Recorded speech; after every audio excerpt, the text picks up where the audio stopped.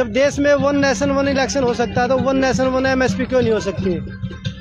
आप बोल रहे हो कि एमएसपी खरीदी जा रही है। धान की फसल अभी जो हरियाणा में खरीदी गई थी, ये नहीं कि भाई मैं पार्टी के नाते यहाँ पे आया हूँ। जब 2020-21 में जब तो हमारा महिलाओं पहलवानों का आंदोलन भी नहीं था, तब भी हम समर्थन में थे।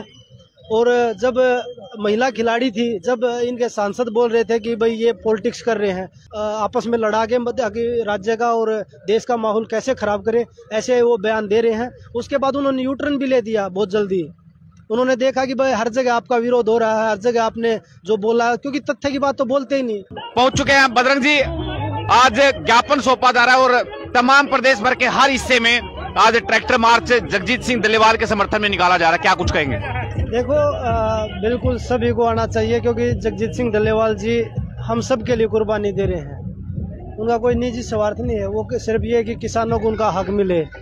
और किसान जो संघर्ष कर रहे हैं पिछले 23 महीने से, 13 महीने पहले, 10 महीने अब हो चुके हैं। जब देश में वन नेशन वन इलेक्शन हो सकता है तो वन नेशन वन एमएसपी क्यों नहीं हो सकती?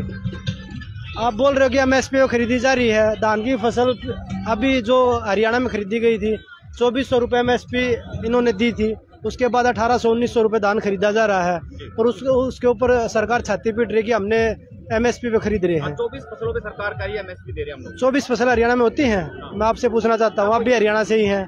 24 तो फसल भी नहीं होती। बाजरे की एमएसपी 2200 रुपये दे रखी है। बाजरा 1000-1200 रुपये खरीदा जा रहा है। कोई भी एमएलए एमपी जो पूरे देश में चुने जाते हैं, कहीं से भी लगा लो, हरियाणा से लगा लो या आप तमिलनाडु से लगा लो, उनको एक सम्मान, उनको जो पेंशन होती है उनकी वो दी जाती है। फिर किसानों को एक सम्मान क्यों नहीं दिया जाता पूरे देश में? वो बोल रहे हैं कि एमएसपी का ये हरियाणा और पंजाब में लड़ाई है। ये लड़ाई आज यूपी बॉर्डर पे भी बैठे किसान, जो भूमि अधिग्रहण का मामला चल रहा है, एमपी में भी प्रोटेस्ट कर रहे हैं, महाराष्ट्र में भी प्रोटेस्ट कर रहे हैं। लेकिन सरकार सोई हुई है, जागी नहीं है। सरकार को जागे तब पता चले कि भाई हाँ, कहाँ का किसान संघर्ष कर रहा है। आज आप जत्था लेकर के बॉर्डर पहुंचे थे और किस तरह का माहौल है? आपने भी डल्लेवाल से भी बातचीत की होगी। पूरे देश का किसान एकजुट हो रहा है। आपस में कुछ मतभेद हो सकते हैं, मनभेद हो सकते हैं, लेकिन लड़ाई सबकी एक है कि हमारे किसानों को एमएसपी मिले। और सभी इकट्ठा हो रहे हैं। पहले से काफी मजबूत आंदोलन हुआ है। 13 महीने जब आंदोलन चला था तब भी सरकार ने जो कानून लेके आई थी वो वापस लिए और उन्होंने लिखित में दिया था कि हम आपको एमएसपी देंगे। लेकिन उसके बाद सरकार अपने वादों से मुकर गई है। तो किससे आस और उम्मीद कर सकते हो आप लोग? अच्छा, पहलवानों के मुद्दे पर किसानों ने समर्थन आप लोगों का किया था और अब कांग्रेस पार्टी का क्या कुछ स्टैंड है इसके अंदर? देखो, कांग्रेस पार्टी ने ये मुद्दा हमारे नेता राहुल गांधी जी ने भी संसद में उठाया है।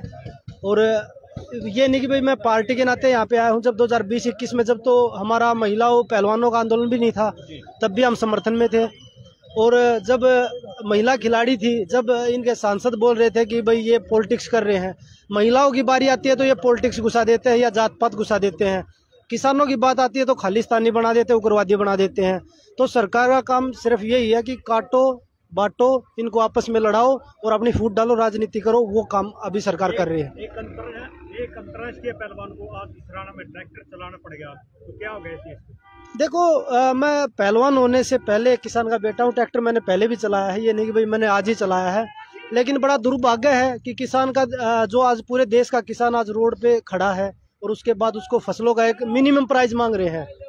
सबको अधिकार है। जब बड़े बड़े मंत्रियों के बच्चे बाहर पढ़ सकते हैं, किसान का बेटा एक प्राइवेट स्कूल या सरकारी स्कूल में नहीं पढ़ सकता, उसको भी तो अधिकार है। सरकारी आंकड़े हैं कि 12,000 किसान पर ईयर सुसाइड कर रहे हैं। सरकारी आंकड़े हैं, उससे ज़्यादा भी होंगे ये।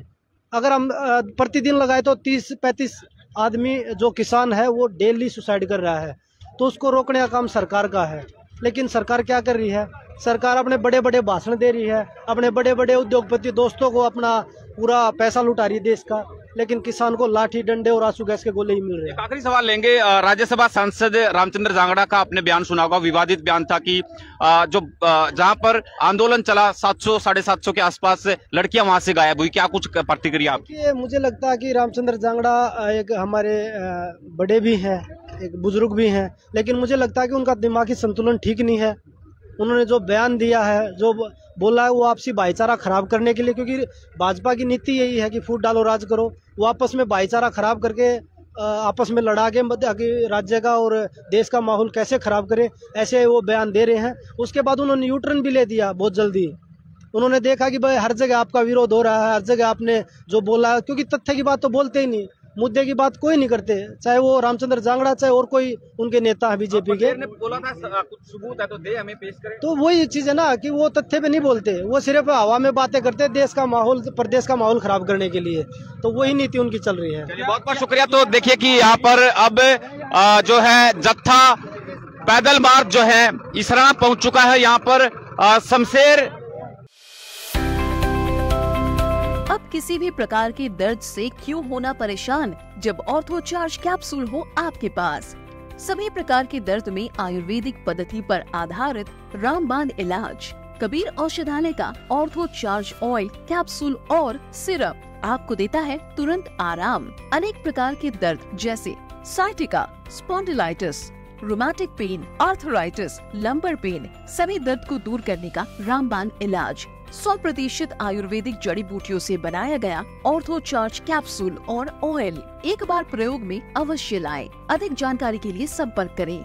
एड्रेस: कबीर औषधालय, सेक्टर 14, सोनीपत, दिल्ली, NCR।